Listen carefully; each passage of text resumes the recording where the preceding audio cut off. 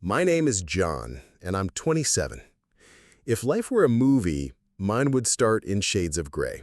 I lived in a cramped apartment, the walls thin enough to hear the neighbors argue, and the ceiling leaking whenever the rain was too heavy. My world felt like a constant struggle, working 2 jobs to survive, sleeping barely 4 hours, and always worrying about my mother, who was gravely ill and needed medical care I could barely afford. Every day was the same. Wake up before dawn, drag myself through shifts at the convenience store and the gas station, come home to my mother's soft smile, and hope she wouldn't see how exhausted I was. My hands were calloused, my back ached, and my soul felt heavy. I often wondered if this was all my life would ever be. One evening, my friend Ethan showed up at my door with a mischievous grin. "Come on, John," he said, shaking my shoulder. "You've been working yourself to death. There's this party tonight. Big mansion, rich people, free drinks. You need a night off." I wanted to refuse. I had nothing to wear but a faded shirt and worn-out jeans, and honestly, I hated being around people who had everything I didn't. But Ethan wouldn't take no for an answer, and maybe a part of me was desperate for a break from reality. We arrived at the mansion just as the sun dipped below the horizon. The place was breathtaking. A sprawling estate with marble steps, chandeliers glowing through giant windows, and a fountain in the driveway that looked like it belonged in a movie. Inside, laughter and soft jazz filled the air. Women in glittering dresses danced under crystal lights, and men in sharp suits clinked glasses of champagne. I felt like I'd stepped into another world, a world that didn't belong to me. I kept to the corner, sipping soda because I couldn't pronounce the names of the fancy drinks. That's when I noticed him, Mr. Ronald Harper. He was tall, silver-haired, and dressed in a perfectly tailored black suit that probably cost more than my yearly salary. His eyes were sharp, calculating, like he could see right through me. I tried to look away, but his gaze lingered. And then out of nowhere, he began walking toward me. "John, isn't it?" His voice was deep, smooth, and commanding. I stuttered, unsure how he even knew my name. "Yes, sir," I said, awkwardly. He studied me for a long moment before offering a small smile that didn't quite reach his eyes. "Enjoying the party?" I lied and nodded, though I felt like an intruder in someone else's dream. He didn't ask any more questions, just observed me, as if filing my existence away in some mental ledger. Hours later, the party ended, and a storm raged outside. Rain came down in sheets, soaking the driveway. Ethan had already left with a group of friends, leaving me stranded with no umbrella. That's when I heard the purr of an engine, and turned to see Mr. Harper's sleek black car rolling up beside me. "Need a ride?" he asked through the half-lowered window. I hesitated, but eventually slid into the leather seat, smelling faintly of cologne and wealth. The car glided silently through the rain, and we drove in silence until he suddenly pulled into a high-end restaurant. Inside, the golden light bounced off polished floors, and waiters in white gloves attended to us as if we were royalty. He didn't speak much while we ate. He just studied me. It was unnerving and strange, as if he were deciding something in his mind. Finally, he leaned forward, his voice cold but smooth. "John, your life is hard. I can see it in your eyes. I'm rich, I'm alone, and I can give you everything. Money, security, the best doctors for your mother. All I ask is loyalty. No questions, no love, just loyalty. Will you accept?" For a moment, the world stopped. I stared at him, my heart pounding. Every instinct in me screamed that this was dangerous, that deals like this always came with chains. But then I thought of my mother, fragile and fading. I thought of the nights I'd cried silently knowing I couldn't give her the care she deserved. Against every warning in my soul, I whispered yes. The ride home felt surreal. Rain streaked down the car windows like silver threads, and somewhere deep inside, I knew that my life had just changed forever. The next morning, I woke up in a new world.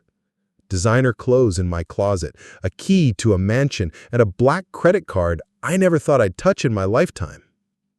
My old life felt like a dream I had just woken up from. But I didn't realize then that every golden cage still has bars. The days after that rainy night felt like waking up inside a dream, except the dream was stitched with threads of unease. My new life glittered with luxury I'd only ever seen in magazines. A sprawling mansion perched on a hill, clothes tailored to fit perfectly, and a sleek car parked in the driveway. Yet behind the gleaming facade, I felt a strange chill, as if I'd stepped into a game where the rules were hidden, and every move I made could cost me dearly. Mr. Ronald Harper rarely spoke unless he needed something, and when he did, his words were sharp, precise, like commands rather than conversations. He kept me close but distant, like a prized possession he wasn't ready to show the world.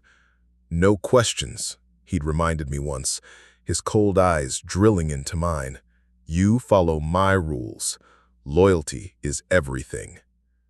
At first, I tried to believe I was safe. After all, he'd promised the best care for my mother, and true to his word, I saw doctors arrive at the mansion regularly, administering treatments I couldn't have afforded. I could finally breathe without the constant weight of worry pressing down on me. But luxury came with shadows. It started small. Whispers in the halls, furtive glances exchanged by the housekeeper, Mrs. Grayson, a stern woman with sharp eyes and a rigid posture. One evening, as I walked past the kitchen, I overheard her talking quietly on the phone. "They're watching him. He can't be trusted." My heart skipped. Who was watching? Why? And why did she say I couldn't be trusted? I confronted her the next day, hoping for answers. She looked at me with a mixture of pity and warning. "Mr. Harper's world isn't what you think, John. You signed a contract without knowing the cost. You need to be careful." I wanted to ask more, but she shut the conversation down with a simple, "Just remember who you're dealing with." Then came the strange discovery. A photograph tucked behind a loose panel in my bedroom wall. It showed Mr. Harper, smiling warmly, standing beside a woman I hadn't seen before. The woman's face was familiar, but I couldn't place her. Then I noticed the date on the back, a year ago. Curiosity gnawed at me. I began to dig deeper, sneaking into the mansion's less visited corners, asking the staff subtle questions. Eventually, the pieces started to fall together. Her name was Nancy, a woman Mr. Harper had promised to marry before I ever entered his life. She was beautiful, strong-willed, and fiercely protective of her own secrets. The staff whispered that their relationship ended bitterly, but the past between them was tangled and dangerous. One night, as I sat alone in the vast living room, Nancy appeared at the doorway. Her eyes were sharp, but there was something else. Pain, maybe regret. "You don't know what you've gotten yourself into, John," she said softly. "He's not just a businessman. He's involved in things that could ruin lives." My mind reeled. What had I agreed to? What kind of man was this? I wanted answers, and I knew the only way to get them was to hire someone who could dig where I couldn't, a private detective. The detective I found was discreet and thorough. Over the following weeks, he uncovered layers of deception, secret offshore accounts, shadowy business deals, and links to powerful people who operated beyond the law. Mr. Harper was not just wealthy, he was dangerous. But the most shocking revelation was legal. The paper marriage I thought he was a trap actually gave me control over one of his companies. Somehow, the contract had loopholes I didn't understand at first. The power was mine, hidden beneath the surface of his empire. Armed with this knowledge, I realized something crucial. Freedom wasn't just about escaping, it was about fighting back. But the question remained, was I ready for the battle ahead? The weight of what I had uncovered settled heavily on my shoulders. Mr. Harper wasn't just a mysterious benefactor. He was a man entangled in a web of crime, manipulation, and cold calculation. Yet, hidden in the very contract I had signed under desperation was a weapon I hadn't known I possessed. The company's shares legally belonged to me.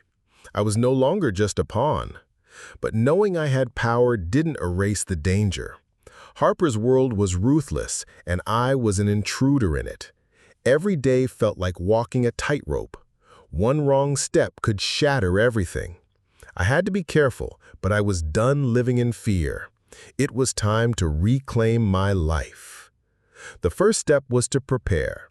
I met with my lawyer in a quiet office downtown, someone who specialized in corporate law and knew how to handle tricky situations involving powerful men. Together, we crafted a plan. I would file for divorce, legally ending the sham marriage and claim the assets the contract granted me. But before I made my move public, I needed proof. I needed to expose the illegal dealings without putting my mother or myself in immediate danger. The detective's files became my shield. Photographs, documents, records of shady transactions. Every piece was a nail in Harper's coffin. One night, I confronted Harper in the grand study. Rain hammered against the tall windows as thunder rumbled in the distance. He looked as cold and unreadable as ever, but this time I held my head high. "I know everything," I said quietly, sliding the divorce papers across the polished desk.